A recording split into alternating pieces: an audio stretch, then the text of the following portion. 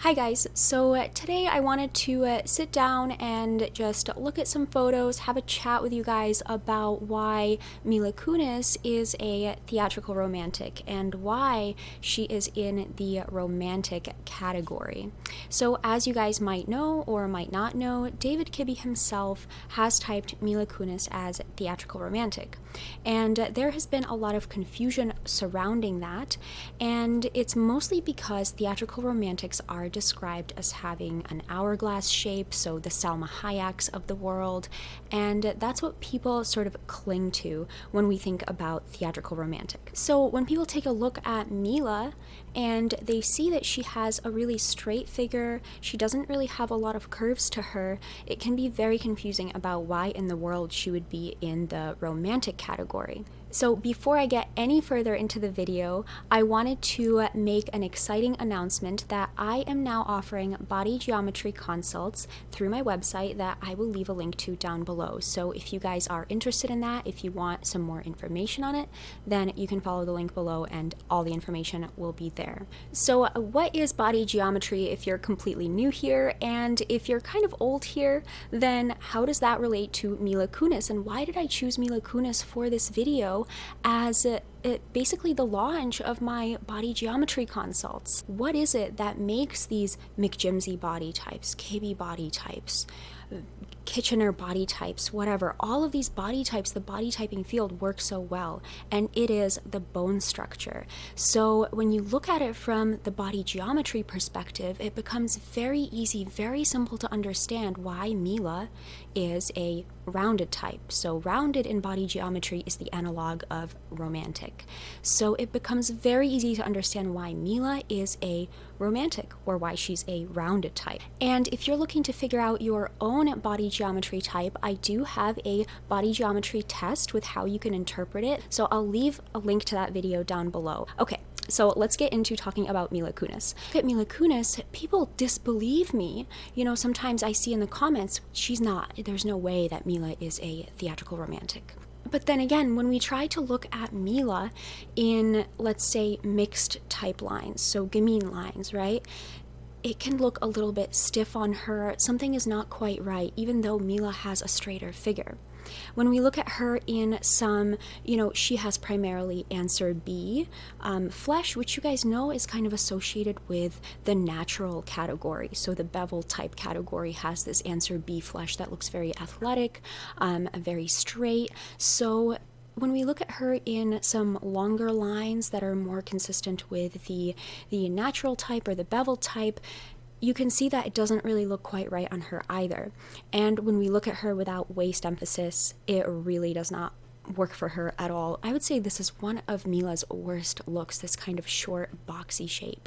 Even though she herself has such a straight figure, for some reason, she looks so much better with waist emphasis, even though, some people would say she doesn't even have a waist. Why? Because she is in the rounded type category. The rounded type has a bone structure that needs a waist emphasis. So let's take a look at MILA's bone structure. So when we look at it through the lens of body geometry, you can see very clearly why MILA is a rounded type, because she has primarily rounded type bones. She has short bones. She has some rounded bones without too much angularity to them, and that's what makes her the rounded type.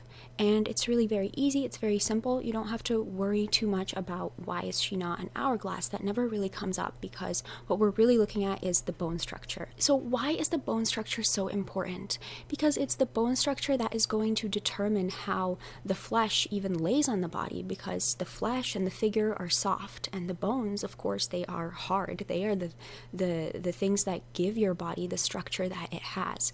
So if your bones already have rounded shapes to them, it doesn't matter what kind of flesh you put on it. Any kind of flesh you put on it, even if it's answer A flesh, answer B flesh, if you have a straight figure and you put it on rounded bones, you still get rounded lines to your silhouette because you have rounded bones and you have small bones. So your bone structure is going to determine the length of the lines that you have. So MILA's lines are going to be shorter because her bones are shorter and smaller. The initial weight of the fabric of the lines, which is going to be lightweight for MILA, and the initial angles of the silhouette. So for MILA, because her bone structure is primarily rounded, she's going to want some soft angles to her silhouette. She doesn't have that much angularity overall to her bone structure. So that's why she's a rounded type. She does have a few aspects of her bone structure that have a touch of sharpness, so she can add in a touch of that sharpened bone structure. For example, some sharp waist emphasis or some sharpness at the shoulders, just a little touch, to tie in some of that angularity that she might have, that little bit of delicate angularity that she has. But other than that, she is a rounded type. So I want to do a little demonstration for you guys actually about, why the bone structure is so important. Why does it determine even the initial fabric weight, the level of fittedness that you have, the level of, rounded lines that you have. And I want to do a little demonstration with this little thing, okay? This little thing is basically how MILA's bone structure is. You can see a lot of rounded lines to this, and you can see a lot of it's pretty small, it's pretty delicate bone structure, right? So what happens if we try to, put a thick fabric on this? And remember, this is hard. This doesn't have any softness to it. So you could say that it's actually very similar to MILA's body, because MILA doesn't have that much softness to her figure. She only has that roundedness to her bones, but her figure itself is pretty straight, pretty taut, and not so soft like Marilyn Monroe's figure. But still, it has those rounded shapes to the bones, you see?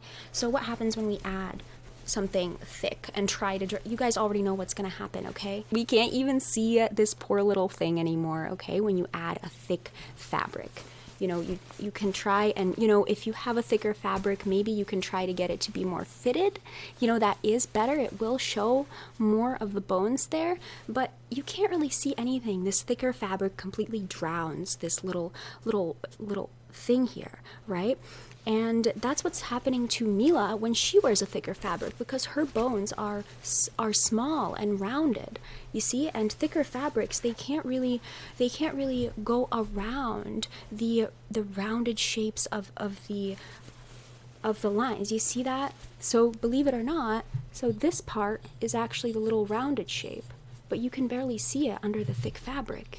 So that's what's happening to MILA's bones. And then look, if I take this is a light fabric, okay? Already though, you can see that the fittedness, okay? So we're coming up with what do we need to define this little thing here? We can see the shape of this little thing, and we can see the little rounded shape there as well, and we can see it much better. And that's why we need the rounded shapes and the lightweight fabric, so that we don't completely drown MILA's small and delicate bone structure.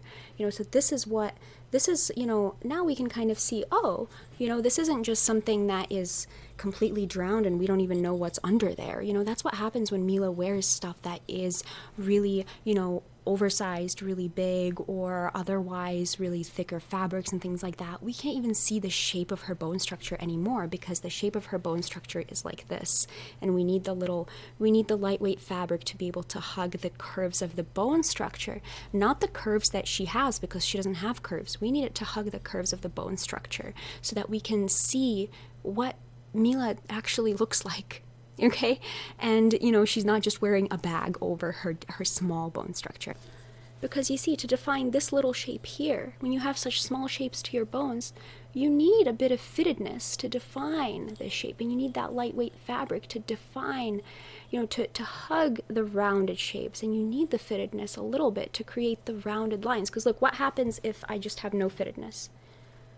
Right? It goes straight down. What do I need to create a rounded line? I need to fit it right there. So that's the fittedness. That's the fittedness aspect of the line recommendations.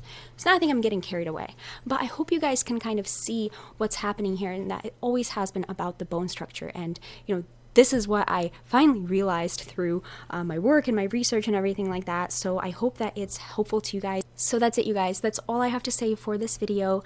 I hope you enjoyed this. I hope it was fun for you to watch, but please remember that this is stuff that we're really getting into the nitty-gritty of why the system works, but you don't need to know why it works for it to work for you. You know, you can simply just go to the bone structure test video, take the test, and you'll be off with your best lines, hopefully. But this is more just for fun and to kind of see where all of these recommendations come from and why they are the way that they are. And I had a lot of fun making this video. I hope you guys had fun watching it. Leave some comments down below. Leave some questions down below if you have any video suggestions, anything like that. And I'll leave a link down below to the new body geometry consult so that you can learn more about it. Okay, so I'll talk to you guys next time. Okay, bye.